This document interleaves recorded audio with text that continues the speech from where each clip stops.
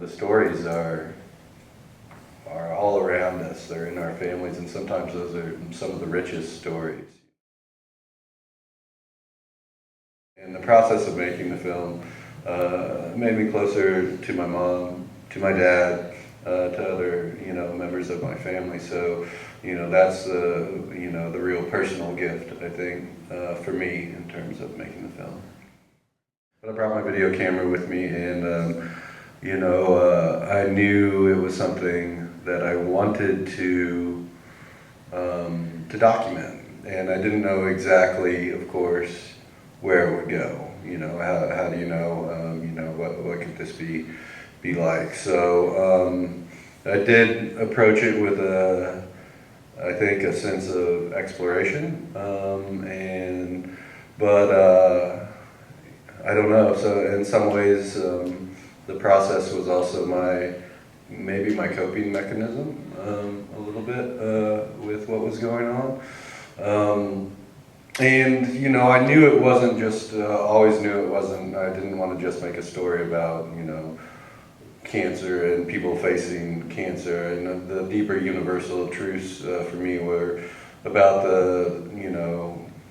exploring their love and what that means in their marriage. And so I did, I think, have a sense that that going into it, that's also what I wanted to look at there.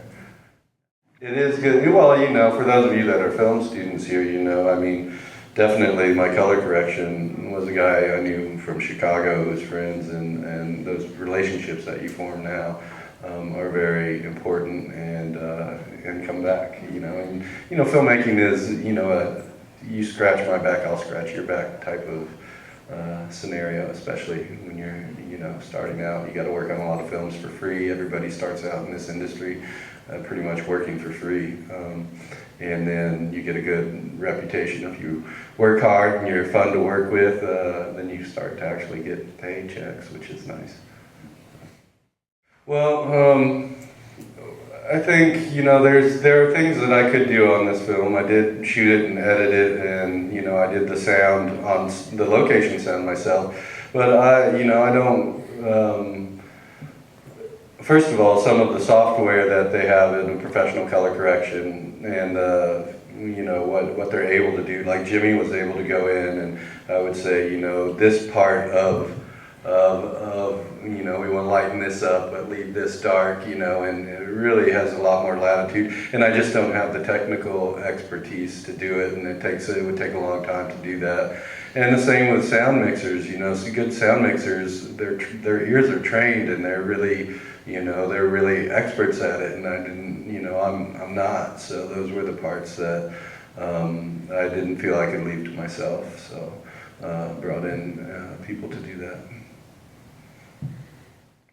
Well, that's the question in documentary always is, when do you put down the camera and just interact as a person, and there's a more obvious sort of, if somebody is, hurt in front of you and you're just shooting the camera instead of helping them, well, you're kind of a jerk.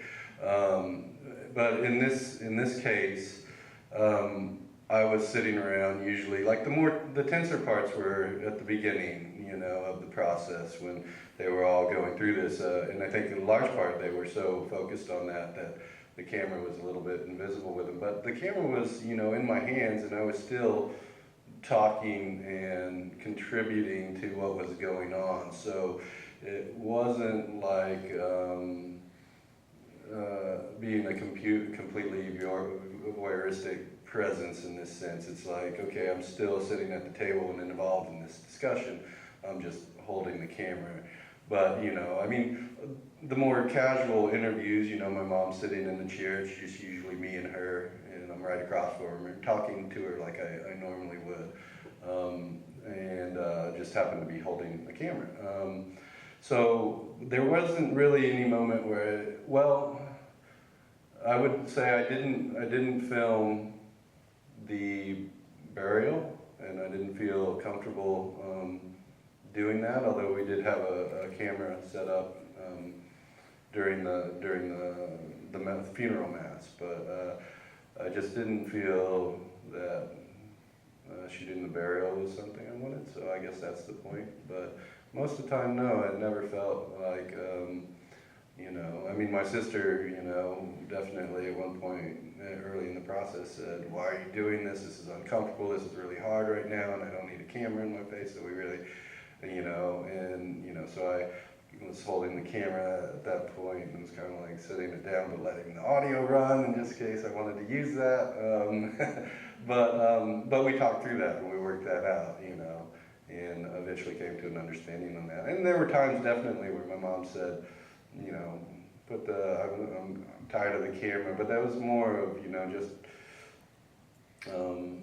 her being self-conscious than it being an uncomfortable moment. Like, there's a part in the film where they're talking about the dating at the Spring Hill, the little college they went to, and my mom's actually saying, "He's recording," you know, she's trying to say, "He's recording right now, we don't want this on camera," and, you know, but, which is funny because it's a lighter, you know, moment, you know, but that's the kind of thing where she would say, "No, don't shoot." So, but there was no big moment where I was like, "Oh, I shouldn't have shot that." I didn't ever feel that way.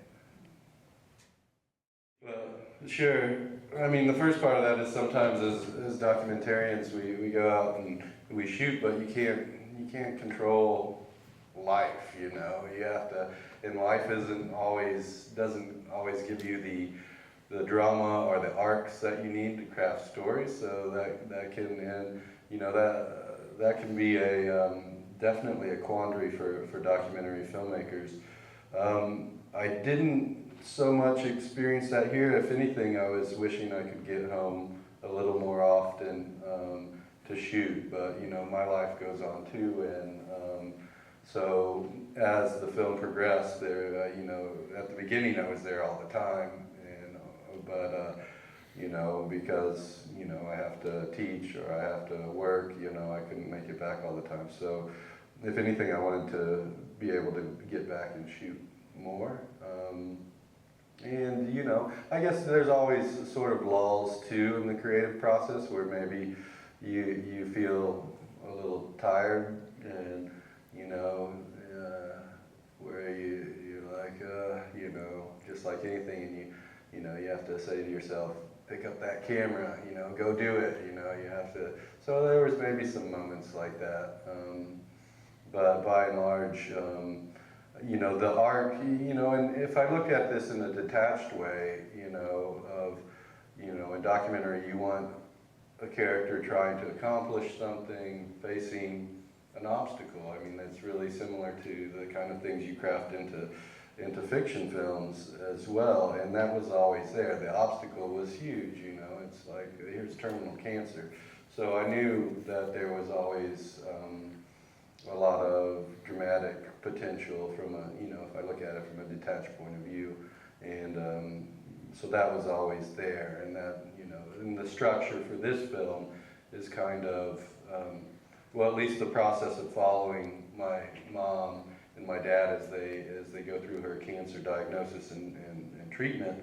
There's a structure to that that's inherent in life. But then, you know, the other structure that's operating in this film is the relationship stuff and going back and dipping into that, and that's kind of a parallel structure that inhabits the film as they go forward in life, and then I go back into the past and trace their relationship back up.